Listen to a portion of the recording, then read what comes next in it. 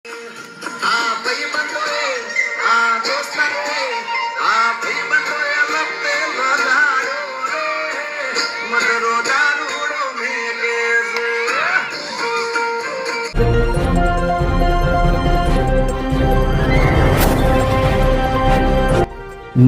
દર્શક મિત્રો, મિસ્ટર ગુજરાત ન્યૂઝમાં આપનું સ્વાગત છે। ગુજરાતમાં સરકારી શાળાઓમાં શિક્ષકની ઘટ હોવાથી વાલીઓ મજબૂરીમાં બાળકોને પ્રાઇવેટ સ્કૂલમાં એજ્યુકેશન માટે મોકલતા હોય છે। ત્યારે પ્રાઇવેટ સ્કૂલોમાં પશ્ચિમી સંસ્કૃતિ ફેલાવવામાં આવતી હોય જેની સીધી અસર બાળકો પર પડતી હોય છે, જેના સીધા જવાબદારો આવી પ્રાઇવેટ સ્કૂલોના સંચાલકો હોય છે।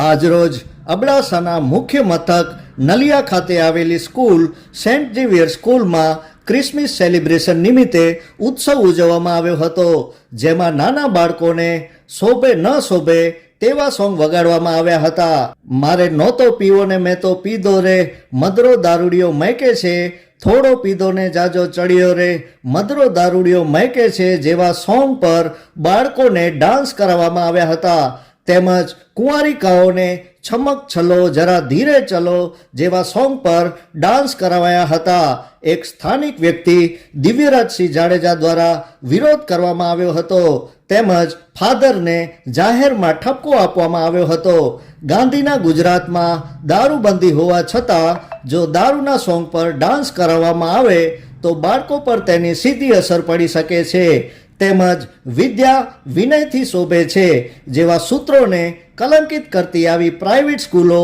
વિનયના બદલે વિકૃતિ ફેલાય તેવું વાતાવરણ ફેલાવનારી સ્કૂલો પર કાર્યવાહી કરવામાં નહીં આવે તો ભવિષ્યમાં તેની સીધી અસર યુવા વર્ગ પર પડી શકે છે।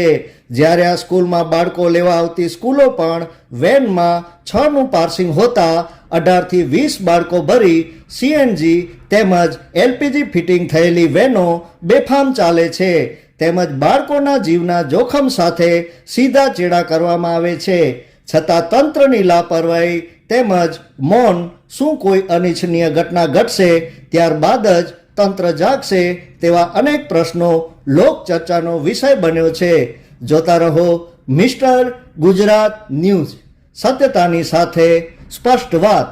ધન્યવાદ।